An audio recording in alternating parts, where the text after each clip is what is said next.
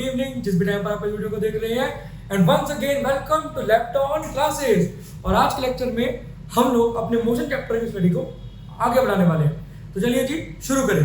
सो हमारा जो पहला लेक्चर था उसमें मैंने आप लोगों से ये डिस्कस किया था कि यार जैसे केमिस्ट्री में स्टेट्स ऑफ मैटर होते हैं, सॉलिड, लिक्विड एंड गैस, वैसे ही फिजिक्स में कुछ स्टेट्स होते हैं, या फिर आपका जो ऑब्जेक्ट है वो या तो स्टेट ऑफ रेस्ट पर होगा या फिर स्टेट ऑफ मोशन में होगा। अब आज हम लोग इसी कहानी को थोड़ा सा और आगे लेकर जाएंगे। आपका ऑब्जेक्ट मोशन में है तो वो किस प्रकार की मोशन में है, वो एक यूनिफॉर्म मोशन में है या फिर एक नॉन यूनिफॉर्म मोशन में है।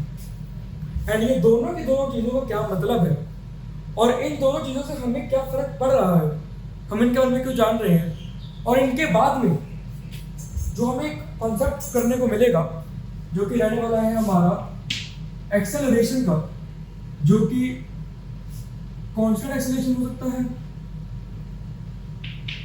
ए वेक्टर या फिर नॉन यूनिफॉर्म एक्सेलरेशन भी हो सकता है।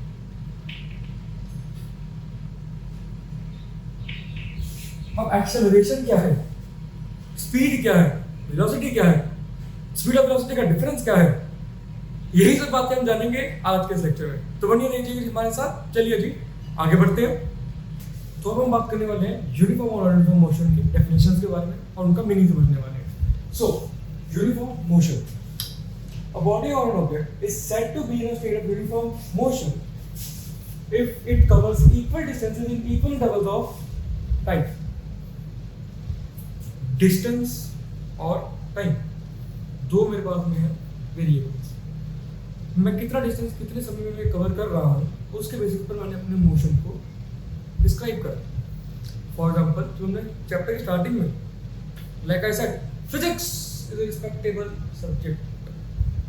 डिस्टेंस जो कवर हो रहा था that was with respect to reference point and time. So motion was with respect to reference point के respect to मिली position से मिला distance, and with respect to time.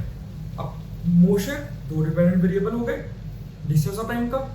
अब कितना डिस्टेंस कितने समय में कवर हो रहा है उसकी वजह से मोशन डिवाइड होगा दो कैटेगरीज में। अगर बराबर डिस्टेंस बराबर टाइम में हो रहा है तो यूनिफॉर्म मोशन। एग्जांपल देखते हैं, पहले मैं 0 पोजीशन पे था, अब मैं 10 पे आया, मेरा 20 पे आया, मैं 30 पे आया, डिस्टेंस इज इक्वल 10 का गैप है और कवर करा मैंने हर एक को 5-5 सेकंड में। तो ये मामला होगा यूनिफॉर्म मोशन का। अब देखते हैं नॉन यूनिफॉर्म मोशन में क्या होगा। अब देखो यार दो वेरिएबल्स है, दोनों में से एक को कांस्टेंट रख सकते हैं और एक को बदल सकते हैं। सपोज कर मैं टाइम इक्वल कर लिया, तो अगर इक्वल इंटरवल टाइम में हो रहा है और डिस्टेंस अनइक्वल है तो वो नॉन यूनिफॉर्म होगा। या फिर मैंने टाइम को वेरिएबल कर लिया, डिस्टेंस को कांस्टेंट कर लिया,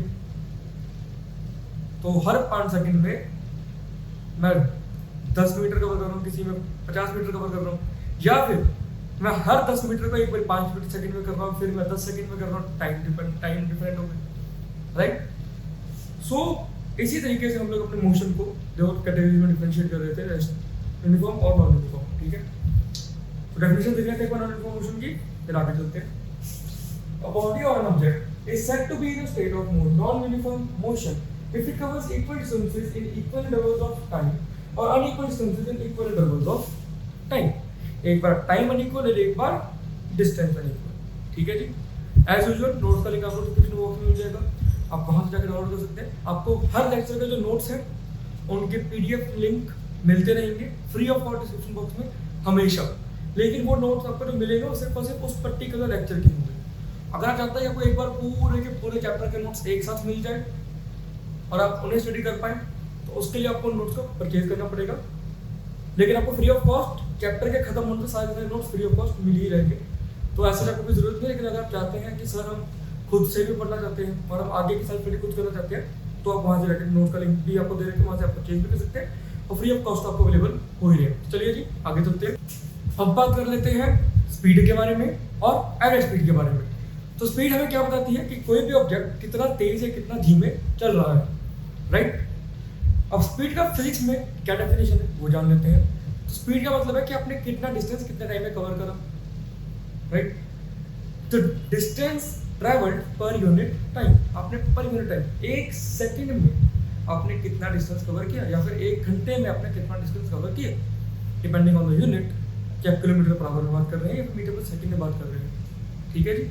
तो इसी के हिसाब से हम देखते हैं कि स्पीड की डेफिनेशन क्या है। जैसा मैंने यहाँ पे लिखा हुआ है, speed gives an idea of how slow fast an object is moving. Speed is defined as the difference covered by a body or an object per unit time. इसका मैथमेटिकल फॉर्मूला लिखा हुआ है, speed is equal to distance by time. Symbolically इसको हम लिख सकते हैं v is equal to s upon t।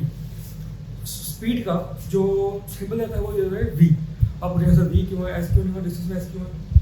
तो बेसिकली जो v है इसका मतलब वेलोसिटी होता है।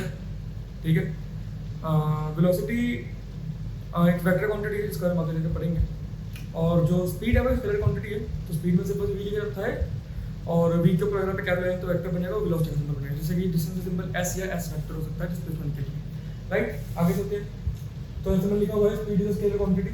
उसके बाद में लिखते हैं एवरेज स्पीड का concept. So the average speed of an object और a body is obtained by dividing the total distance covered by a body or an object with time। तो हमने टोटल डिस्टेंस ट्रेवल किया, और अगर आप total time को divide करेंगे तो आपको एक एवरेज स्पीड मिल जाएगी। लेट्स से कि जैसे मैं यहाँ से चंडीगढ़ से दिल्ली जा रहा हूँ तो 250 किलोमीटर का डिस्टेंस है, और इसे मैंने 5 घंटे में तय करा, तो मैं 250 घंटे को डिवाइड करूँगा 5 से, यानी कि मैंने ये देखा कि मैंने ऑन एवरेज हर 1 घंटे में 50 किलोमीटर तय करे। अब हो सकता है कि मैंने पहले घंटे में 60 किलोमीटर ट्रैवल किया, अगले घंटे में 40 ही किलोमीटर ट्रैवल किया हो, लेकिन ऑन एवरेज जब मैं निकाल कर देता हूँ तो मेरा ऑन एवरेज मैंने हर घंटे में 50 किलोमीटर ट्रैवल करा है, तो उसे हम बोलेंगे एवरेज स्पीड। डेफिनेशन लिखी गई है, अपने आपको बताया, तो इसका मैथमेटिकल फॉर्मूला लिखा हुआ है, so average speed is equal to total distance covered divided by total time taken. अब हम इसके आगे चलेंगे और एवरेज स्पीड और स्पीड के बेसिस पर कुछ न्यूमेरिकल्स करेंगे, जिससे कि हमारे कॉन्सेप्ट की अंडरस्टैंडिंग थोड़ी और ज़्यादा बढ़ेगी। चलिए आगे बढ़ते हैं। अच्छा हाँ, इससे पहले एक महत्वपूर्ण सूचना, सर बेच रही हो क्या? नहीं, कॉन्सेप्ट। सो अगर आपके स्पीड मीटर पर सेकंड में है और आपको उसको किलोमीटर पर आवर में कन्वर्ट करना है, या फिर अपने स्पीड किलोमीटर पर आवर में उसको मीटर पर सेकंड में कन्वर्ट करना है, तो सिंपली किलोमीटर को लिखेंगे 1000 मीटर, इसको हम डिवाइड करेंगे 3600 से 3600 नंबर ऑफ सेकंड, क्योंकि 1 घंटे में 60 मिनट, 7 मिनट में 60 सेकंड। ठीक है, तो ये आ गया 3600 सेकंड, है ना। जब मैं दोनों डिवाइड करूंगा तो आंसर आएगा 5/18। तो 5/18 का रेशियो याद रखना यार, जब भी किलोमीटर पर आवर में डिस्टेंस देगा तो 5/18 से मल्टीप्लाई करना है, मीटर पर सेकंड बन जाएगा, और metre per second kilometre per our में मिनट कन्वर्ट करना है, तो 5/18 से डिवाइड करना है, यानी कि 3/5 से मल्टीप्लाई कर देना, तो आपको ये कन्वर्जन करने में आसानी हो जाएगी। आगे जाके आप सवाल करेंगे तो आपको देखिए कि अगर आपको स्पीड जो दे रखी है किलोमीटर पर आवर में, लेकिन आपको जो डिस्टेंस दे रखा है वो दे रखा है मीटर्स में, तो आपको दोनों को एक ही यूनिट में लेना पड़ेगा, तभी आप अपने दोनों को डिवीजन और मल्टीप्लिकेशन डिवीजन कुछ भी ऑपरेशन उससे अप्लाई कर सकते हैं, जब वो सभी के सभी सेम यूनिट में होते हैं। अगर यूनिट सेम नहीं है तो आपको यूनिट कन्वर्जन करना पड़ेगा, तो आपको यूनिट कन्वर्जन आने चाहिए। और एक बड़े पैरामीटर लिखा था यार कि ऐसे कि हेक्टोमीटर क्या है, किलोमीटर क्या है, वगैरह वगैरह, ये हमें छोटी कक्षा में हमारे टीचर ने सिखाया था। तो हमें तब बताया जाता था कि king Henry died, mother didn't write much। तो उससे आप पहले अल्फाबेट करें तो ये निमोनिक कोड बन जाता है एक तरह सा, जिसमें आता है kilo, hecto,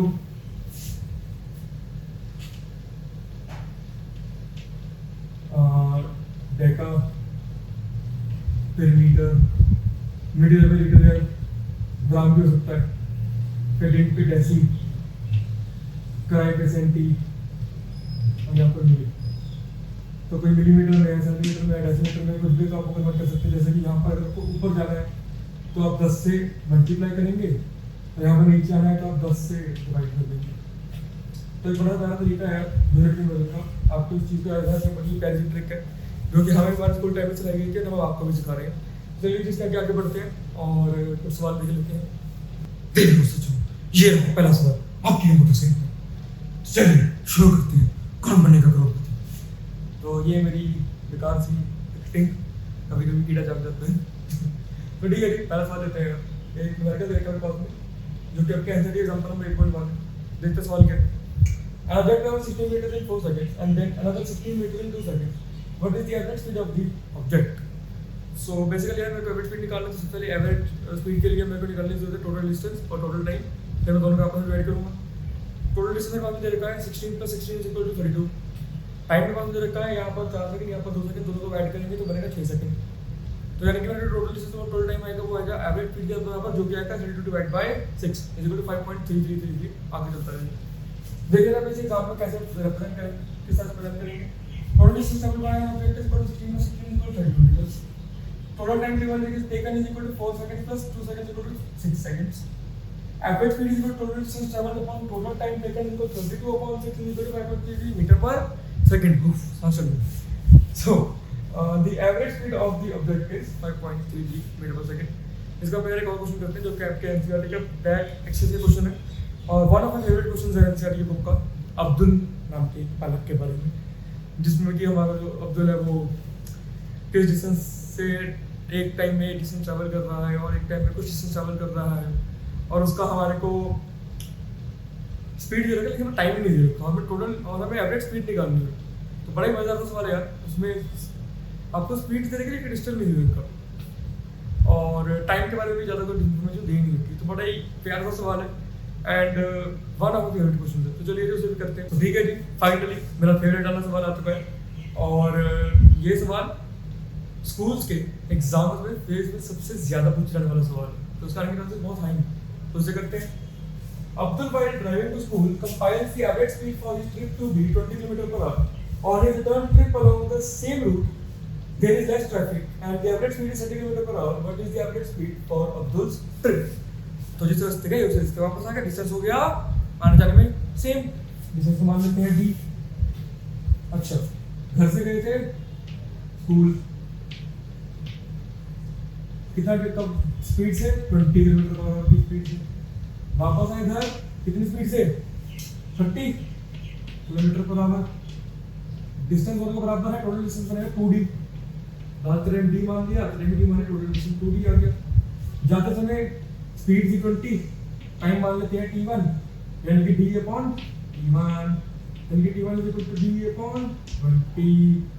similarly 30 = d/t2, t2 = d/t।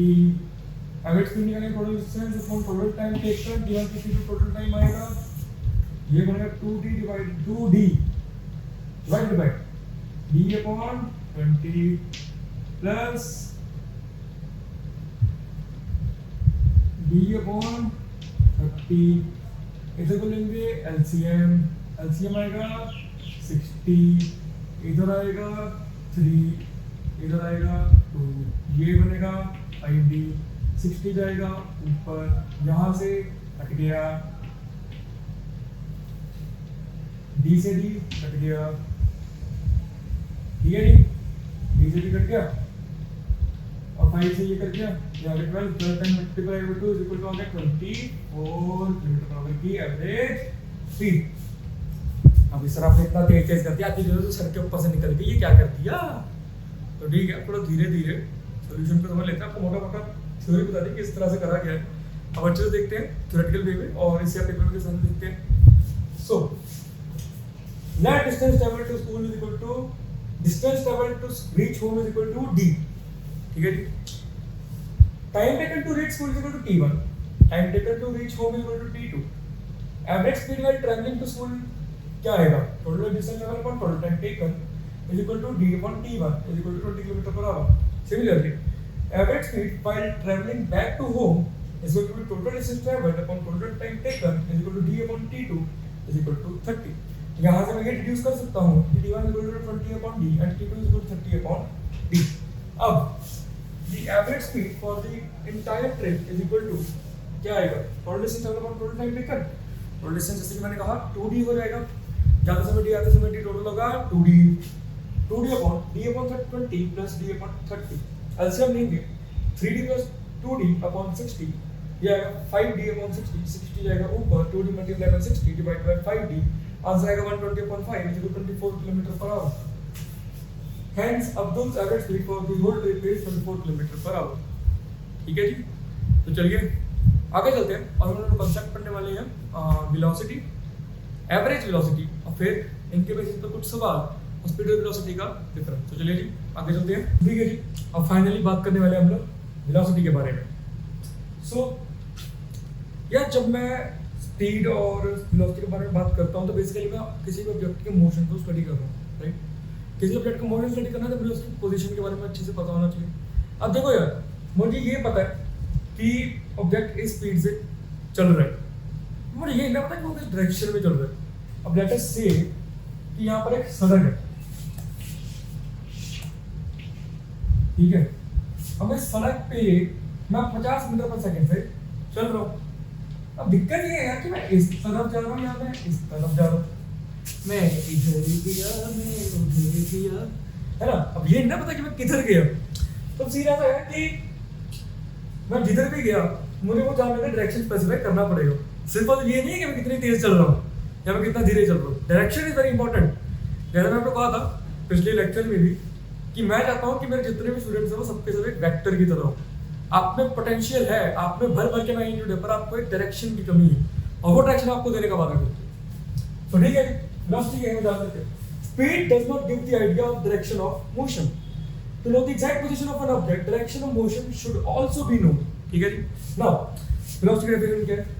Velocity is defined as a distance covered by a body or an object per unit time in a given specified direction. और speed में हम लोग बात कर रहे थे distance upon time की, है ना। यहाँ पर क्या है? Displacement upon time। और displacement क्या है? एक vector quantity।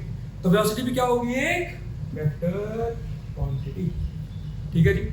और इसके बाद हम लोग बात करेंगे एवरेज वेलोसिटी के बारे में और उससे रिलेटेड कुछ सवाल करेंगे, फिर आगे बढ़ेंगे। तो अब हम लोग बात करने वाले हैं एवरेज वेलोसिटी के बारे में, ठीक है। तो जिस प्रकार से हम लोगों ने पहले डिस्कस किया था एवरेज स्पीड के बारे में कि जो आपका टोटल डिस्टेंस कवर होता है उसे आप टोटल टाइम टेकन से डिवाइड कर देते हैं और आपको एक एवरेज स्पीड मिल जाती है। सिमिलरली वेलोसिटी के केस में डिस्टेंस सिर्फ और सिर्फ रिप्लेस हो रहा है डिस्प्लेसमेंट से, राइट। तो इसी वजह से यहाँ पर भी एवरेज वेलोसिटी की डेफिनेशन सेम रहेगी, सिर्फ और सिर्फ डिस्टेंस से यहाँ पर डिस्प्लेसमेंट रहेगा। तो देख लेते हैं क्या रहेगी definition. Average velocity is defined as the total displacement covered by a body or an object divided by the total time taken, ठीक है। मैथमेटिकल फॉर्मूला दे रखा है हमारे पास में, average velocity is total displacement covered divided by total time taken, ठीक है जी। अच्छा, अब एवरेज वेलोसिटी का इसी हिसाब से और भी फॉर्मूला होता है अगर आपका एक्सेलरेशन कांस्टेंट हो जाए। एक्सेलरेशन क्या होता है थोड़ी देर में जानेंगे। बेसिकली आपका जो वेलोसिटी है अगर वो एक यूनिफॉर्म रेट से इंक्रीज हो रहा है, जैसे कि 10 से हुआ 20, 20 से हुआ 30, इक्वल गैप है, इक्वल नंबर ऑफ टाइम में, या फिर यूनिफॉर्मली इंक्रीज हुआ है, तो आप उस केस में क्या करेंगे, इनिशियल वेलोसिटी को फाइनल वेलोसिटी से ऐड करेंगे और डिवाइड बाय 2 करेंगे, यानी कि आप इनिशियल वेलोसिटी और फाइनल वेलोसिटी का अरिथमेटिक मीन लेंगे। अच्छा, अब अरिथमेटिक मीन क्या है सर? अरिथमेटिक मीन कुछ भी नहीं है, जैसे आप कोई भी जितने भी आपके पास में नंबर ऑफ वैल्यूज हैं उन सबका आप सम ले लीजिए और उनको आप जब डिवाइड करेंगे नंबर ऑफ वैल्यूज से तो आपको एक अरिथमेटिक मीन मिल जाएगा। अरिथमेटिक मीन मतलब कि दोनों के बीच की वैल्यू। फॉर एग्जांपल मेरे पास में यहाँ पर भी रहता है 7 और 9, तो इन दोनों के बीच में 8 आता है। इसे मैं लिख सकता हूँ 7 + 9 डिवाइड बाय 2 = 18/2 = 9, ठीक है जी। अच्छा, अब जरा इसका फॉर्मूला देख लेते हैं, जैसे मैंने बोला, और डेफिनेशन भी देख लेते हैं। If the velocity is changing at a uniform rate, then the average velocity is calculated by taking the arithmetic mean of the initial velocity and the final velocity, ठीक है। मैथमेटिकल फॉर्मूला दे रखा है मेरे पास में, average velocity is equal to initial velocity plus final velocity divide by 2, ठीक है जी। इसको सिंबॉलिकली देखते हैं कैसे लिखेंगे। तो यहाँ पर v एवरेज, जैसे कि पहले देखा था हमारे पास में स्पीड के फॉर्मूले में, मैं यहाँ पर सिर्फ इसको एक वेक्टर से रिप्लेस करूंगा और ये बन जाएगा फॉर्मूला मेरा एवरेज वेलोसिटी का, ठीक है जी। So initial velocity plus final velocity, क्योंकि स्पीड के केस में initial speed plus final speed, ठीक है जी। लेकिन स्पीड के केस में हम इस तरह से कैलकुलेट नहीं कर सकते हैं क्योंकि वहाँ पर हमारा डायरेक्शन जो है स्पेसिफाइड नहीं है, हम नहीं जानते कि वो प्लस में होगा या माइनस में होगा, तो इन्हीं वजह से हम उसे इस तरह से कैलकुलेट नहीं कर सकते, ठीक है जी। आई होप आपको ये बात समझ आई होगी। अब हम आगे चलते हैं और इस कॉन्सेप्ट रिलेटेड कुछ सवाल करते हैं, ठीक है जी। चलिए जी, ताबड़तोड़ सवालों का सिलसिला शुरू करते हैं और अपनी गाड़ी को आगे बढ़ाते हैं। पहला डायग्राम पास में दे रखा है जो कि गिवन है एनसीईआरटी का एग्जांपल नंबर 8.2 पेज 102 पर। सवाल दे रखा है मेरे पास में, the odometer of a car reads 2000 km at the start of the trip and 2400 km at the end of the trip. If the trip took 8 hours, calculate the average speed of the car in kilometer per hour and meter per second. ठीक है, गाड़ी का मेरे पास odometer, odometer क्या major करता है? Distance, ठीक है। तो यार लेट्स से मेरा ऑडोमीटर यहाँ पर है और यहाँ पर कहीं पॉइंट कर रहा है 2000 किलोमीटर को, ठीक है। अभी थोड़ी देर बाद यहाँ आ गया हमारी गाड़ी के चलने के बाद और ये बढ़े 2400 किलोमीटर और ये हरकत हुई है इसकी 8 आवर में। अच्छा, अब बेसिस कितना टाइम हुआ है? स्टार्टिंग पोजीशन 2000 है, स्टार्टिंग पोजीशन है 2000, एंडिंग पोजीशन है 2400। दोनों के बीच का गैप निकाल लेंगे, 2400 माइनस 2000 इज इक्वल टू 400 आएगा। तो ये मेरे पास टोटल डिस्टेंस कवर, ये मेरे पास टोटल टाइम टेकन, डिवाइड कर दूंगा, आंसर आ जाएगा 50। अच्छा, लास्ट क्लास में मैंने आपको बताया था, लास्ट क्लास में ऐसी थोड़ी देर पहले मैंने आपको बताया था किलोमीटर पर आवर को मीटर पर सेकंड में कन्वर्ट कैसे करना है। तो कुछ नहीं करेंगे, इसे 5/3 से मल्टीप्लाई कर देंगे, आंसर आ जाएगा 13.9 मीटर पर सेकंड, ठीक है जी। तो अब जरा इसको देख लेते हैं कि हम एग्जाम में कैसे लिख करेंगे। Distance travelled by the car s is equal to 2400 minus 2000 is equal to 400 kilometers. Time taken for the entire trip is equal to 8 hours. Average speed of the car is, यहाँ पर formula लिखा हुआ है total distance, यहाँ पर distance आएगा displacement की जगह, क्योंकि हम लोग एवरेज स्पीड की बात कर रहे हैं, यहाँ पर एवरेज स्पीड की बात हो रही है, तो डिस्टेंस आएगा total distance travelled bye total time taken, जो कि बन जाएगा average speed of the car का फॉर्मूला बनेगा 400 divided by 8 is equal to 50 km per hour। 5/3 से मैंने मल्टीप्लाई किया, मेरा आंसर है 13.9 मीटर पर सेकंड। फाइनल मैंने आंसर लिखा हुआ है यहाँ पर, the average speed of the car is 50 km per hour या फिर 13.9 मीटर पर सेकंड। तो ठीक है, इसके साथ हमारा ये सवाल खत्म होता है। अगले सवाल की तरफ चलते हैं। चलिए, अब हम करने वाले हैं कुछ थ्योरेटिकल सवाल जो कि आपके एनसीईआरटी की बुक के इंटेक्स क्वेश्चन रहने वाले हैं, जो कि है पेज नंबर 102 पर। और ये सवाल यार काफ़ी इंपॉर्टेंट है, इनसे आपके कॉन्सेप्ट्स की बिल्डिंग बहुत अच्छे से हो जाएगी, ठीक है। चलिए शुरू करते हैं। सवाल दे रखा है मेरे पास में, distinguish between speed and velocity. सबसे पहले मैं डिफरेंशिएट करूंगा on the basis of their definition. Speed is distance covered पर unit time and displacement is velocity is displacement covered पर यूनिट टाइम, ठीक है। डिस्टेंस कवर्ड पर unit time is speed, displacement covered पर यूनिट टाइम इज वेलोसिटी। अब जो speed है यार वो एक स्केलर क्वांटिटी है और वेलोसिटी एक वेक्टर क्वांटिटी है, ठीक है। और speed can never be zero or negative, velocity can be zero, negative या पॉजिटिव, तीनों, ठीक है। अच्छा, अब यार कई बार ना मैंने देखा स्टूडेंट्स को कंफ्यूज हो जाता है कि सर डिस्प्लेसमेंट को वेक्टर मानना है या स्पीड को वेक्टर मानना है, वेलोसिटी का वेक्टर मानना है या स्पीड का वेक्टर मानना है या डिस्प्लेसमेंट का वेक्टर मानना है या डिस्टेंस का वेक्टर मानना है। वेक्टर मानना किसे है? तो उसे याद रखना सिंपल तरीका है यार, वेलोसिटी में स्टार्टिंग में v आता है, वेक्टर के भी स्टार्टिंग में v आता है, तो v और v वेलोसिटी इज वेक्टर, ठीक है। अब डिस्प्लेसमेंट और वेक्टर एक जैसी चीजें हैं बाय डेफिनेशन, तो डिस्प्लेसमेंट भी एक वेक्टर है, ठीक है। और स्पीड और स्केलर दोनों के स्टार्टिंग में s आ रहा है, यानी कि स्पीड एक स्केलर क्वांटिटी है, ठीक है जी। और स्पीड जो है वो डिस्टेंस के हिसाब से चलती है, यानी कि distance is also scalar quantity, ठीक है। तो आई होप इस चीज़ से आपको थोड़ी हेल्प हो जाएगी। चलिए अगले सवाल पे चलते हैं और कुछ और थ्योरेटिकल बेस सवाल करते हैं। तो चलिए जी, दो नए सवाल पर नजर डालते हैं। अच्छा, मुझे पता है मेरे चाव का कलर चेंज हो गया है, पहले येलो था ऑरेंज हो गया है, अब हम रेसिज्म तो करते ही नहीं है ना। We are not racist, we are promoting equality. Sir please hesitate. So ठीक है, यहाँ पे दे रखा है NCERT index question number 2 page number 102 पर सवाल दे रखा है पास में, under what condition is the magnitude of average velocity of an object equal to its average speed, ठीक है। सो एवरेज वेलोसिटी और एवरेज स्पीड कब इक्वल हो सकती है? या जो सिंपल सी बात है, डिस्टेंस और डिस्प्लेसमेंट इक्वल हो जाए, राइट। अब डिस्टेंस और डिस्प्लेसमेंट कब इक्वल होंगे? जब हम डायरेक्शन को चेंज ना करें, राइट। तो मैंने आंसर ये लिख रखा है, average velocity is equal to average speed when distance traveled becomes equal to displacement. This happens when body or object travels in a straight line without changing its direction, ठीक है जी। अब अगला सवाल देखते हैं, क्वेश्चन नंबर 3। ये भी एंशियल का टेक्स्ट क्वेश्चन नंबर 3 है page number 102। What does the odometer of an automobile measure? सवाल दे रखा है मेरे पास में। मैं आपको पहले बताया था ऑडोमीटर डिस्टेंस मेजर करता है, चलो लिखा भी हुआ है। The odometer of an automobile measures the distance travelled by an automobile. So ठीक है जी, अब इसके आगे चलते हैं और दो और सवाल करते हैं। तो चलिए जी, लास्ट दो सवाल कर लेते हैं इस टॉपिक के ऊपर, फिर हम आगे बढ़ेंगे, एक्सेलरेशन के बारे में जानेंगे, उसके ऊपर सवाल करके आज के लेक्चर को खत्म करेंगे। ठीक है। सो सवाल दे रखा है मेरे पास में, चौथा सवाल एनसीईआरटी के इंटेक्स क्वेश्चन पेज 102 का। ठीक है। What does the path of an object look like when it's in uniform motion? ठीक है जी।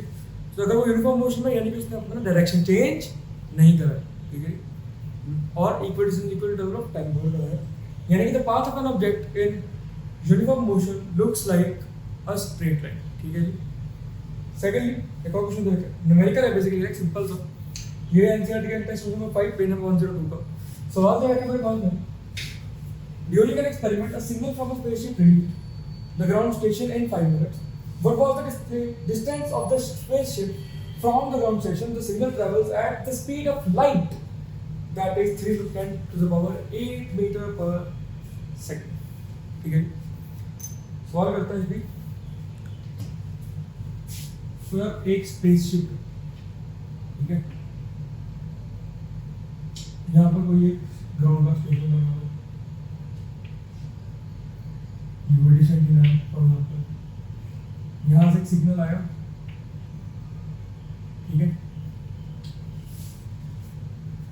और ये जो सिग्नल आया है वो आया है लाइट की स्पीड पर, जो कि होती है 3 लाख किलोमीटर पर सेकंड, यानी कि 3 × 10⁸ मीटर पर सेकंड की रफ्तार से आया।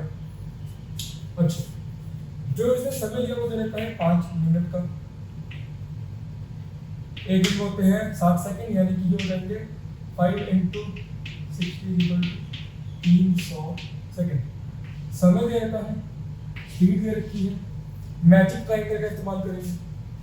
तो मैजिक ट्रायंगल क्या है, देखिए मैजिक ट्रायंगल बोलता है d = s/a।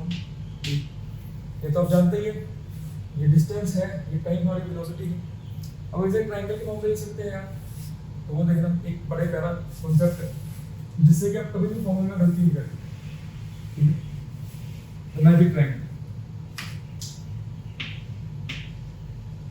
तो ये वेलोसिटी जो है यहाँ पर आएगा, या velocity is equal to s/t। तो अगर आप देखेंगे तो v को आप छुपाएंगे तो आपको s/t मिल रहा है, वेलोसिटी का फॉर्मूला है। अगर आपको डिस्टेंस निकालना है तो आपको दिख रहा है v और t साथ में, इनको मल्टीप्लाई करना है। यहाँ पर अगर टाइम को छुपाते हैं तो आपको दिखता है s/v, यानी कि डिस्टेंस अगर आप वेलोसिटी से डिवाइड करनी है तो आपको टाइम मिल रहा है। ठीक है, तो बहुत आसान सा तरीका है। तो इसके अकॉर्डिंग जैसे कि मैं देख सकता हूँ distance equal to speed × time आएगा। तो ठीक है, आप सिंपली टाइम से मल्टीप्लाई कर देते हैं डिस्टेंस को, तो स्पीड का टाइम मल्टीप्लाई करेंगे, 3 × 8 मल्टीप्लाई हो जाएगा 300 से, 3 × 3 = 9, जिसको ऊपर जाके बनेगा 3 9 × 10⁻10 मीटर्स। ठीक है, यहाँ का आंसर। अब इसी तरह देख लेते एग्जाम में कैसे लिखते हैं। So distance traveled by the signal is a straight line as it does not change its direction. सवाल में देखकर, so time taken is equal to 5 minutes is equal to 5 times 60 is equal to 300 second. उसके बाद मेरे पास भी दे रखा है distance traveled by the signal is equal to speed multiplied by time is equal to 3 times 10⁸ multiplied by 300 is equal to 9 times 10⁻10 meters. ठीक है, final answer मैं दूंगा, hence the distance traveled by the signal is 9 multiplied by 10⁸ meter per second. तो ठीक है, इसी तरह हमारे ये भी सवाल खत्म होते हैं। स्पीड और वेलोसिटी से रिलेटेड सभी सवाल हम कवर कर चुके हैं एनसीईआरटी के बुक के। अब हम चलने वाली हैं एक्सेलरेशन। ठीक है जी, फाइनली हम लोग आ चुके हैं एक्सेलरेशन के मजेदार से टॉपिक पर।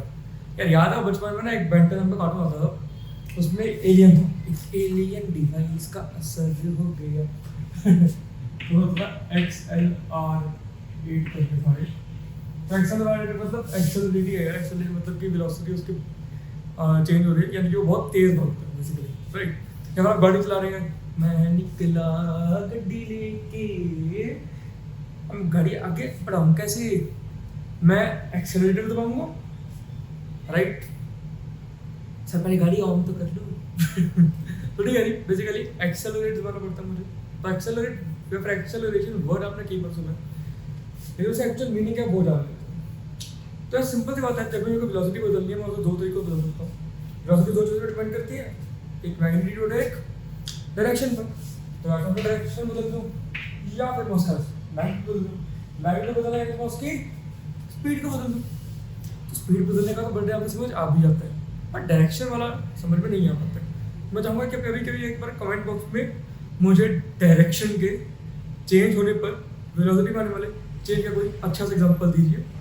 मैं आप सभी के कमेंट पढ़ने वाला हूँ, ठीक है। सो इसके बाद मैं देखा acceleration is defined as the rate of change of velocity of a body or an object per unit time, या फिर with respect to time. As I said, physics is a respectable subject. हर चीज किसी न किसी चीज के respect में होती है। तो एक्सेलरेशन क्या है? Change of velocity with respect to time. आहा, मजा आ गया। सो ठीक है जी, acceleration is equal to change in velocity divide by time. या मैं क्या करता हूं, final velocity minus initial velocity, जो भी चेंज आएगा final minus initial divide by time. Symbolically मैं ऐसे लिख सकता हूं, एक्सेलरेशन का सिंबल ए वेक्टर है। ए वेक्टर, जब मैं ए वेक्टर बोलता हूं, कुछ भी वेक्टर बोलता हूं तो ऊपर एक एरो लगाता हूं। A vector is equal to V vector minus U vector upon T, यानी कि V vector is final velocity, ये है इनिशियल वेलोसिटी, ठीक है। So acceleration is a vector quantity because velocity and velocity है। So velocity is also a vector quantity, तो acceleration एक vector quantity, ठीक है। अच्छा, the SI units of acceleration are metre per second square. अब SI units कैसे मिले हमें इसके वो जान लेते हैं। सो ठीक है, डिस्टेंस और फ्रीक्वेंसी हम जानते हैं मीटर से, टाइम पे सेकंड से। अच्छा, अब मैंने कहा था एक बार वेलोसिटी के, तो velocity is nothing but distance upon time, यानी कि मीटर अपॉन सेकंड, यानी कि मीटर पर सेकंड। अच्छा, अब जब मैंने एक्सेलरेशन निकाल दिया, तो एक्सेलरेशन यानी कि मीटर पर सेकंड अपॉन में एक और सेकंड आएगा, तो ये बन जाएगा मीटर पर सेकंड स्क्वायर, ठीक है। तो मैं लिखा दूंगा the SI units of acceleration are meter per second square. For example, acceleration बड़ा करके एग्जांपल देते हैं, ठीक है। क्या जब कोई ऑब्जेक्ट ऊपर से नीचे गिरता है ना, तो 9.8 मीटर पर सेकंड स्क्वायर की एक्सेलरेशन के साथ गिरता है। यानी कि अगर आप ऊपर से कहीं से भी चला जाते हैं, अच्छा हम तो यार छोटी सी जंप मार लेते हैं मुश्किल से 5-6 मीटर, तो पता नहीं लगता है इतना। वैसे कोई जैसे कोई सपोज स्काई डाइविंग टाइप कुछ कर रहा है, तो हुआ है कि जब वो ऊपर से गिरना शुरू करेगा तो उसकी स्पीड बहुत कम होगी, लेकिन नीचे आते आते तो उसकी स्पीड बढ़ती जाती है, ठीक है जी। क्योंकि एक्सेलरेशन है 9.8 मीटर पर सेकंड स्पीड का, यानी कि लेट्स से अगर ऊपर से कोई चीज फेंक के जो 0 पे थी, तो एक सेकंड में उसकी स्पीड 9.8 मीटर पर सेकंड हो गई। फिर एक और सेकंड के बाद उसकी स्पीड 19.6 मीटर पर सेकंड हो गई। फिर उसकी स्पीड 39.2 मीटर पर सेकंड हो गई, ठीक है। इस तरह से बढ़ती जाएगी, राइट। अच्छा, अब बात कर लेते हैं रिटार्डेशन के बारे में। अच्छा, एक्सेलरेशन यार पॉजिटिव नेगेटिव दोनों सकते हैं। जब भी आप सब्ट्रैक्शन कर रहे हो, अगर इनिशियल बड़ा हुआ तो माइनस में जाएगा, राइट, आंसर नेगेटिव आएगा। यानी कि इनिशियल वेलोसिटी ज़्यादा थी, फाइनल वेलोसिटी कम है, यानी कि वेलोसिटी कम हो गई, यानी कि वेलोसिटी डिक्रीज हो गई, है ना। अच्छा, फाइनल वेलोसिटी ज़्यादा इनिशियल वेलोसिटी से, तो पॉजिटिव आंसर आएगा। तो एक्सेलरेशन पॉजिटिव और नेगेटिव दोनों हो सकती है। अगर पॉजिटिव है यानी कि स्पीड बढ़ी है, वेलोसिटी बढ़ी है, अगर नेगेटिव है तो घटी है। मैं पहले कहा रिटार्डेशन हो गया, रिटार्डेशन को हम नेगेटिव एक्सेलरेशन भी कहते हैं। इसकी डेफिनेशन जो है यहाँ पर, retardation is defined as the rate of decrease of the velocity of a body or an object per unit time. अच्छा, अब मैं चाहता हूँ कि आप पॉजिटिव एक्सेलरेशन की डेफिनेशन भी खुद से लिखें, जिसे यहाँ पे रिटार्डेशन है, यहाँ पर सिर्फ पॉजिटिव एक्सेलरेशन इज डिफाइंड और डिक्रीज की जगह पर इंक्रीज, ठीक है। मैं चाहता हूँ कि आप दो चीज़ें कमेंट बॉक्स में जल्दी जल्दी लिख दीजिए। सबसे पहले एक एग्जाम्पल एक्सेलरेटेड मोशन का, ठीक है, सिंपल एग्जांपल, और इसकी पॉजिटिव एक्सेलरेशन की डेफिनेशन। चलिए जल्दी जल्दी कमेंट कीजिए, फिर आप चलिए अब हम लोग करने वाले हैं एक्सेलरेशन से रिलेटेड कुछ सवाल। तो पहला सवाल ये रहा, ठीक है जी। ये है एनसीईआरटी का index question number 1, page number 103 पर दिया गया है। इसमें हमारे पास में जो सवाल है वो दिया गया है कि हमें एक्सेलरेशन का डिफाइन करना है यूनिफॉर्म एक्सेलरेशन के केस में और नॉन यूनिफॉर्म एक्सेलरेशन के केस में, ठीक है जी। अब जब हम लोगों ने यूनिफॉर्म मोशन का बात किया था, तो हम लोगों ने कहा था कि वो अपने डिस्टेंस को अनइक्वल अमाउंट में चेंज करता है इक्वल अमाउंट ऑफ टाइम में, या फिर अगर वो अनइक्वल अमाउंट ऑफ टाइम में इक्वल अमाउंट से अपने डिस्टेंस को चेंज करता है तो वो होता है नॉन यूनिफॉर्म मोशन। अगर वो इक्वल अमाउंट ऑफ टाइम में इक्वल डिस्टेंस तय करता है तो वो होता है यूनिफॉर्म मोशन। सिमिलरली यहाँ पर भी ऐसे ही होगा, अगर वेलोसिटी को इक्वल अमाउंट में चेंज किया गया है इक्वल डबल ऑफ टाइम में तो वो होगा यूनिफॉर्म एक्सेलरेशन, और अगर अनइक्वल डबल ऑफ टाइम में इक्वल अमाउंट से चेंज किया गया है वेलोसिटी को तो वो होगा नॉन यूनिफॉर्म एक्सेलरेशन। या फिर अगर अनइक्वल अमाउंट से वेलोसिटी को चेंज किया गया है इक्वल इंटरवल ऑफ टाइम में तो वो होगा non uniform motion. As usual मैंने पहले भी कहा था दो केसेस बनेंगे, कौन कौन से? एक केस में आप एक वेरिएबल को कांस्टेंट मानिएगा, दूसरे वेरिएबल को वेरिएबल करिएगा। कैसे?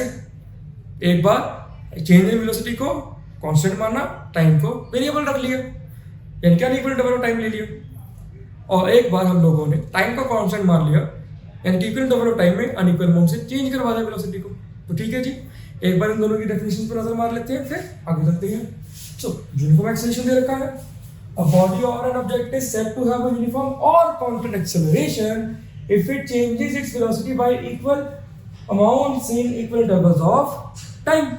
Similarly, non-uniform motion में दे रखा है, a body or an object is said to have a non-uniform acceleration if it changes its velocity by unequal amounts in equal interval of time or by equal amounts in unequal interval of time. ठीक है जी, चलिए अब हम अगले सवाल की तरफ चलते हैं और कर लेते हैं कुछ न्यूमेरिकल्स। सो ठीक है जी, अब हम लोग करने वाले हैं एक प्यारा सा numerical. NCERT index question number 3 page number 103। सवाल दे रखा है, a bus decreasing its speed from 80 kilometre per hour to 60 kilometre per hour in 5 second, find the acceleration of the bus. अच्छा, सवाल सॉल्व करने से पहले आप एक प्यारी सी चीज देखेंगे, स्पीड जो है वो किलोमीटर पर आवर में है, टाइम जो है मीटर पर सेकंड में है। जैसा मैंने कहा, आप कोई भी ऑपरेशन तभी लगाएंगे जब दोनों सेम यूनिट्स में होंगे। तो या तो मैं स्पीड को मीटर पर सेकंड में कन्वर्ट कर लूँ, या मैं टाइम को आवर्स में कन्वर्ट कर लूँ। टाइम को आवर्स में कन्वर्ट करना थोड़ा सा मुश्किल हो जाएगा मेरे लिए, इसलिए मैं स्पीड को मीटर पर सेकंड में ले लूँगा। कैसे लूँगा? मेरे पास 80 दे रखा है तो मैं इसे 80 को मल्टीप्लाई कर दूँ 5/3 से, जो हमारा मैजिकल नंबर है, किसी मीटर पर सेकंड में स्पीड आती है, यह रहेगी 400/18। सिमिलरली मेरे पास में आ जाएगा 60 मल्टीप्लाई 5/18 इज इक्वल टू 300/18। मैं इन दोनों का डिफरेंस लूंगा। अब इनमें से फाइनल वेलोसिटी कौन सी होने वाली है? ये फाइनल है, ये इनिशियल है। अब मैं जानता हूँ अगर डिक्रीज हो रहा है यानी कि एक्सेलरेशन नेगेटिव में जाने वाला है तो मैं आंसर निकाल लूंगा। तो यह आ जाएगा 300 - 400/18 डिवाइडेड बाय, जो कि टाइम है मेरे पास में 5 सेकंड, ये हो जाएगा -100/18/5। इसको अगर आप सॉल्व करेंगे तो ये आ जाएगा -100/5 मल्टीप्लाई बाय 18। इसका आंसर आएगा -20/18, क्योंकि में -10/9। आंसर तो रहेगा -1.1 मीटर पर सेकंड स्क्वायर। तो ठीक है जी, अब इसको हम लोग देखेंगे कि हम एग्जाम में कैसे लिख कर आएंगे। मैं पास में दे रखा है initial velocity u is equal to 80 kilometre per hour. इसको मैं लिखूंगा 80 मल्टीप्लाई 5/18 मीटर पर सेकंड, जो कि आ जाएगा 400 मीटर पर सेकंड। एक बात नहीं याद रखिएगा, गिवन जो आपको दे रखा है वो हमेशा लिखिएगा, जो आपको फाइंड करना है वो हमेशा लिखिएगा। अगर आपको लग रहा है कि कुछ सवाल नहीं भी आ रहा है तो हो सकता है कि ये चीज़ों को देखकर ही आपके दिमाग में सारे के सारे फॉर्मूलाज वापस से आ जाए। ठीक है जी, ये बात मेरी जरूर याद रखिएगा। अब मेरे पास में देखिए फाइनल वेलोसिटी v, जो कि है 60 किलोमीटर पर आवर। इसे 5/18 से मल्टीप्लाई करूंगा, मेरे पास में आंसर आएगा 300/18 मीटर पर सेकंड। अब मैं आगे चलूंगा, एक्सेलरेशन a में निकालनी है जो मुझे फाइंड करना है। सो एक्सेलरेशन का मुझे फॉर्मूला पता है, a = v - u/t। मेरे पास में v और u दे रखा है, t भी दे रखा है। मैं सब वैल्यूज को पुट करूंगा फॉर्मूला में, ये आ जाएगा 300/18 - 400/18 डिवाइड बाय 5। ये आ जाएगा -100/18 divide by 5 -100/18 multiply by 5 -20/18 is equal to -1.11 metre per second square. यानी क्या बोलूंगा, therefore the acceleration of the bus is 1.11 metre per second square in the opposite direction. अच्छा, मैंने ऑपोजिट डायरेक्शन लिखा है तो मैं यहाँ पर इस चीज को पॉजिटिव में लिख रहा हूँ। अगर मैं लिखूँ नेगेटिव एक्सेलरेशन ऑफ, तो मैं लिखूंगा 1.11 मीटर पर सेकंड स्क्वायर। अगर मैं लिख रहा हूँ सिर्फ और सिर्फ एक्सेलरेशन ऑफ, तो मुझे माइनस साइन लगाना पड़ेगा। लेकिन अगर मैंने डायरेक्शन मेंशन कर दिया है, या मैंने पहले ही मेंशन कर दिया है कि ये नेगेटिव एक्सेलरेशन है, तो मुझे यहाँ पर माइनस साइन लगाने की कोई जरूरत नहीं होने वाली है। ठीक है जी, तो चलिए हम आगे चलते हैं और अगले सवालों के ऊपर नजर डालते हैं। यहाँ पर आपको सभी की सभी चीजें पहले से डायरेक्टली दे रखी थी। अगले कुछ सवालों में आपको कुछ चीजों को खुद से समझना पड़ेगा कि वो क्वांटिटीज क्या है। आपको हर चीज सवाल में गिवन रहती है, लेकिन ऐसे मैं आपको न्यूमेरिकल्स को सॉल्व करने की एक टेक्निक बताऊंगा जो कि हमेशा कारीगर होती है। फिर हम लोग सवाल करेंगे। ठीक है जी, तो अब बात क्या है यार, ये जितने स्टूडेंट को मैंने देखा है और सभी को फिजिक्स में आती है दिक्कत, क्योंकि उन्हें समझ नहीं आता है कि न्यूमेरिकल्स को सॉल्व कैसे करना है। तो सबसे पहले यार एक बात आप लोग हमेशा याद रखेंगे कि हमें गिवन देखना है कि क्या क्या है। तो सबसे पहले हमें जानना है कि गिवन कौन कौन सी इन्फॉर्मेशन हमें सवाल में दे रखी है। अच्छा, अब प्रॉब्लम क्या है कि जो गिवन बातें हैं वो दो तरह से दे रखी है, या तो आपको डायरेक्टली गिवन है या फिर आपको कुछ हिडन इन्फॉर्मेशन दे रखी है सवाल में जिसे आपको समझ के निकालना होगा। फॉर एग्जाम्पल जो अगला सवाल करेंगे उसमें लिखा हुआ है अ train starts from a station.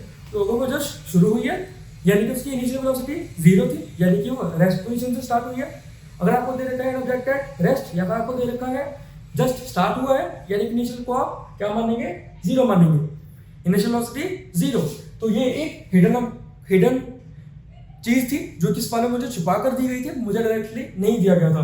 एक बार आपको पता लग चुका है कि आपको क्या क्या सवाल में गिवन है, तो फिर हम जानेंगे कि हमें सवाल में निकालने की क्या क्या जरूरत है। हो सकता है एक्सेलरेशन की बजाय मुझे दे रखा हो rate of change of velocity, या फिर मुझे उन्होंने पूछा हो रिटार्डेशन। तो आपको सभी के सभी टर्मिनोलॉजीज के बारे में अच्छे से पता होना चाहिए। तो सेकंड स्टेप है कि आपको लिखना है कि आपको फाइंड क्या करना है। थर्ड स्टेप आपको लिखना होता है फॉर्मूला। आपको सभी के सभी फॉर्मूलास याद होने चाहिए। जैसे ही आप जहाँ पर देखते हैं कि मुझे दो क्वांटिटीज गिवन है, जैसे कि मुझे v और u गिवन है, मुझे t गिवन है, तो मैं सदस्य याद करूंगा कि ये सबकी सब क्वांटिटीज किस फॉर्मूला में आती हैं, एक्सेलरेशन के साथ। तो ये फॉर्मूला है a = v - u upon t। मैं डायरेक्टली फॉर्मूला में वेरिएबल्स अपने जो दे रखे हैं उन्हें पुट करूंगा और मुझे एक आंसर मिल जाएगा। अभी आपको ये बातें आपको थोड़ी कॉम्प्लिकेटेड लग रही होंगी, लेकिन यकीन मानिएगा जब मैं आगे सवाल करूंगा तो आपको ये सब बातें बहुत ही ज्यादा आसान लगने लगेंगी। तो चलिए जी आगे चलते हैं और एक प्यारा सा न्यूमेरिकल करते हैं। सो ठीक है जी, अब मैं करने वाला हूँ बहुत ही प्यारा और इम्पोर्टेंट न्यूमेरिकल। ठीक है जी। सो जैसा मैंने आपको थोड़ी देर पहले कहा था कि जो हमारे कुछ सवाल है उसके अंदर कुछ इन्फॉर्मेशन डायरेक्टली गिवन होती है और कुछ इन्फॉर्मेशन हिडन होती है, और आपको उन दोनों को आइडेंटिफाई करना आना चाहिए। ठीक है जी, तो उसे टाइप का सवाल है। हम करने जा रहे हैं दूसरा न्यूमेरिकल इस टॉपिक पर बेस्ड, जो कि एनसीईआरटी का Intex question number 3 page number 103 पर दिया गया। सवाल दे रखा है train starting from the railway station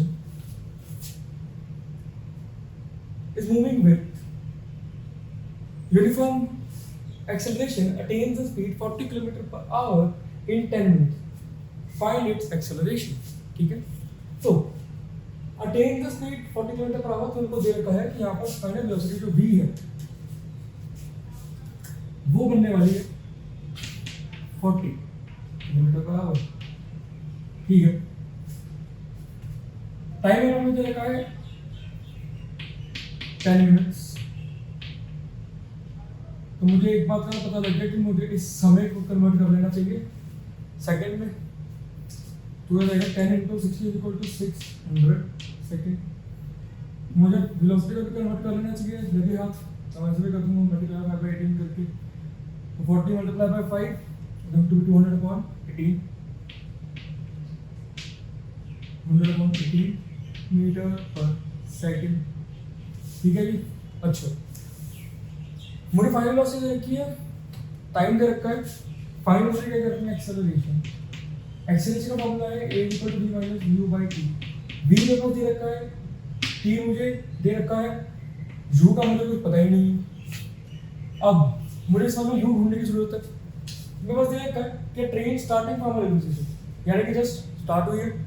अगर शुरू हुई यानी कि स्टार्ट हुई, यानी कि रेस्ट पोजीशन स्टार्ट हो गई। रेस्ट यानी कि इनिशियल वेलोसिटी u जो होगा हमने देखा होगा 0 मीटर पर सेकंड। तो अब मेरे पास आगे सारी चीजें सिंपल हो चुकी है, मैं बस फार्मूला में वैल्यूज पुट करूंगा और आंसर फाइंड कर लूंगा, राइट। तो एक हिडन इन्फॉर्मेशन मेरे पास में क्या दे रखी थी, इनिशियल वेलोसिटी की वैल्यू 0 है, जो कि मुझे डायरेक्टली ना देकर इनडायरेक्ट तरीके से बता दी गई है। तो चलिए जी अब इस सवाल का सॉल्यूशन देखते हैं कि हम एग्जाम में कैसे लिखते हैं। सो हमारे पास दे रखा है गिवन में a train starts from rest position, so initial velocity u = 0 meter per second, final velocity = 40 km/h, convert करूँगा मीटर पर सेकेंड में, क्योंकि टाइम तरीका है मिनट्स में, जिसे मैंने सेकेंड में कन्वर्ट कर लिया है, तो मुझे स्पीड को भी उसी यूनिट में कन्वर्ट करना होगा। मल्टीप्लाई करूँगा 5/18 से 40 को, मेरा आंसर आ जाएगा 200/18 मीटर पर सेकेंड।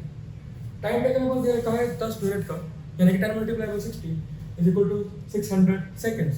एक्सेलरेशन मुझे फाइंड करना है, वैल्यू में सिंपल से फॉर्मूला पुट करूंगा, a = v - u/t, 200/18 - 0/600 सॉल्व करूंगा तो आंसर मेरे पास आ जाएगा 1/54, यानी कि 0.0185 मीटर पर सेकेंड स्क्वायर। ठीक है, तो फाइनल आंसर मैं लिखूंगा, therefore the acceleration of the train is 0.0185 metre पर सेकेंड स्क्वायर। मैं चाहूँगा कि आप एक बार अच्छे से टाइम लीजिए, इस सवाल को अच्छे से समझिए, फिर हम आगे चलते हैं और हमारा आज का लास्ट टॉपिक कर लेते हैं, जिसमें आपको यूनिफॉर्म एक्सेलरेशन का एक बड़ा ही प्यारा सा अद्भुत का एग्जांपल दूंगा। जैसा आपको थोड़ी देर पहले कहा था कि आप प्लीज़ कमेंट में मुझे बताइए कि आप एक सिंपल एग्जांपल क्या देंगे। एक एग्जांपल मैं दे चुका हूँ ऑलरेडी फ्री फॉलिंग का, कि एक बॉडी को मैंने ऊपर से फेंका किसी चीज़ को, ऐसे बस छोड़ दिया, फेंका नहीं, छोड़ दिया और अपनी एक्सेलरेशन कांस्टेंट में है। इसका एक और एग्जांपल आएगा on the basis of direction, कि लगातार डायरेक्शन सेम तरीके से चेंज हो रही है। तो उसका एग्जांपल मैं चाहूँगा कि आप कमेंट में लिखिए और फिर हम आगे चलते हैं। Please have a look at this. तो चलिए जी, करते हैं आज के लेक्चर का लास्ट टॉपिक, सर्कुलर मोशन। और जो मैंने आपसे सवाल पूछा था कॉम्प्लेक्स एक्सेलरेशन का बड़ा प्यारा सा एग्जांपल, वो है सर्कुलर मोशन। जब एक ऑब्जेक्ट सर्कुलर मोशन में चल रहा है, वो लगातार अपना डायरेक्शन चेंज कर रहा है। ठीक है जी, एक सर्कल है, उसके इनफाइनाइट नंबर ऑफ साइड्स होते हैं, राइट। अब देखो, लेट्स से मैं ट्रायंगुलर मोशन में चला, हमारे ऊपर डायरेक्शन पहले ऐसे किया, फिर डायरेक्शन बदल के इधर आया, फिर डायरेक्शन बदल गई। अब मैं स्क्वायर में गया, मैंने डायरेक्शन चेंज कर लिया, राइट। या फिर मैंने दोनों साइड पे बीच करके पेंटागन में आ गया, फिर मैं हेक्सागन में आ गया, है ना। अब मैं आ जाऊंगा और कई फिगर्स में, है ना। मैंने ऑक्टागन ले लिया, जैसे नंबर ऑफ साइड इंक्रीज करी जा रहा है, दिखने में थोड़ा थोड़ा सर्कल जैसा होता जा रहा है, तो मैं कुछ ऐसा कह सकता हूँ एक सर्कल के इनफाइनाइट नंबर ऑफ साइड्स है और वो लगातार डायरेक्शन बदल रहा है। अच्छा, आपसे किसी ने पूछा कि सर सर्कुलर मोशन में एक पर्टिकुलर टाइम पर उसका डायरेक्शन क्या होगा, तो देखो यार, लेट अस सपोज मैं कोई चक्का सा घुमा रहा हूँ, है ना। ठीक, मेरे पास में ये मेरे ईयरफोन है, ठीक है। तो मैंने इसे कुछ इस तरह से घुमाना शुरू किया, ठीक है। अब मैं इसे इस तरह से जब घुमा रहा हूँ, तो मैं इसे जिस भी तरफ छोड़ूंगा, जैसे मैंने यहाँ पर छोड़ा, तो ये उसी डायरेक्शन में ऐसे सीधा जाएगा। अब मैं ये चीज़ आपको करके नहीं दे सकता, क्योंकि पहली बात मुझे तोड़ना नहीं है और दूसरी बात जगह नहीं है मेरे पास इतनी और किसी तरह कोई शॉर्ट वीडियो में समझाएंगे। तो बेसिकली हो क्या रहेगा, जब सर्कुलर मोशन में घूम रही है कोई भी चीज़, मैंने सपोज यहाँ पर मैंने एक धागे से पकड़ा, उसमें घुमा रहा हूँ, राइट। अब मैंने धागा छोड़ दिया, तो जैसे ये सपोज इस तरफ से आ रहा था और यहाँ पर आके मैंने धागा छोड़ दिया, तो ये इसी डायरेक्शन में जाता रहेगा, क्योंकि अब इस पर ऐसा कोई भी फोर्स नहीं लग रहा है, ऐसी कोई चीज है जिससे कि मैं इसकी डायरेक्शन को बदलूं। जब मैं इसका डायरेक्शन बदला ही नहीं, तो इसी डायरेक्शन में रहेगा और इसी डायरेक्शन में यूनिफॉर्म मोशन में चलता जाएगा। अब लेट्स से मैं यूनिफॉर्म स्पीड से चल रहा हूँ, मेरी स्पीड लगातार बराबर है, equal distance equal time change, equal distance तय कर रहा हूँ इक्वल इंटरवल ऑफ टाइम में, है ना। तो इस तरह से, तो यहाँ से मैंने equal equal equal equal equal uniform motion में आया और यहाँ पे मैंने इसको छोड़ा और ये इस पाथ पर चला गया। अब ये जो पाथ है ना यार, इसमें बड़ी पहली सी बात है कि ये जो पाथ है ये टेंजेंशियल होता है। टेंजेंट माने जो एक सर्कल को किसी पॉइंट पे टच करके निकलता है, ठीक है। तो जहाँ पर आप टेंजेंट ड्रॉ करेंगे किसी पॉइंट पर, तो आप जब भी उसे छोड़ेंगे उसी डायरेक्शन में चलता जाएगा, ठीक है। इस चीज पर हम अगले चैप्टर में थोड़ा और डिटेल में पढ़ेंगे, जब force and law of motion के बारे में बात कर रहे होंगे, ठीक है। सो बस ये a circle has infinite number of sides. A body moving in a circular motion keeps changing its direction and is thus in an accelerated motion. जैसे मैंने कहा, एक्सेलरेशन बदलने के दो तरीके हैं। क्या एक्सेलरेशन के दो तरीके क्या है? बाय चेंजिंग डायरेक्शन और बाय चेंजिंग स्पीड, ठीक है। अच्छा, अब uniform circular motion, when a body moves in a circular path with a constant speed, it is said to be in uniform circular motion. A body in uniform circular motion has constant acceleration. ठीक है जी, तो इसी के साथ आज के lecture को यहीं खत्म करते हैं। नेक्स्ट लेक्चर में हम लोग बात करेंगे ग्राफिकल रिप्रेजेंटेशन ऑफ मोशन के बारे में, और हम डिस्कस करेंगे ढेर सारे इक्वेशंस ऑफ मोशन के बारे में। सिर्फ वही 3 इक्वेशंस ऑफ मोशन है, ढेर सारे आपको लगते हैं कि सारे कितने सारे, सिर्फ 3 बेसिक इक्वेशंस ऑफ मोशन, इसके बारे में हम लोग बात करेंगे, और ग्राफिकल रिप्रेजेंटेशन ऑफ मोशन के बारे में बात करेंगे, और मैं सभी इक्वेशंस ऑफ मोशन को आपको ड्राइव करके दिखाऊंगा। तो आप कहेंगे कि सर सीबीएसई के सिलेबस में डेरिवेशंस नहीं रही, हम फिर भी ड्राइव करेंगे, क्योंकि मैं चाहता हूँ कि आपके कॉन्सेप्ट एकदम क्रिस्टल क्लियर हो जाए, और जब डेरिवेशंस को करेंगे तो आपको सभी के सभी इक्वेशंस ऑफ मोशन अच्छे से डिटेल में समझ आएंगे। तो जब आप किसी भी न्यूमेरिकल को देखेंगे तो आपको सभी के सभी क्वांटिटीज को आइडेंटिफाई करने में कोई परेशानी नहीं होने वाली है। ठीक है जी, तो चलिए आज का इसको खत्म करते हैं और नेक्स्ट लेक्चर में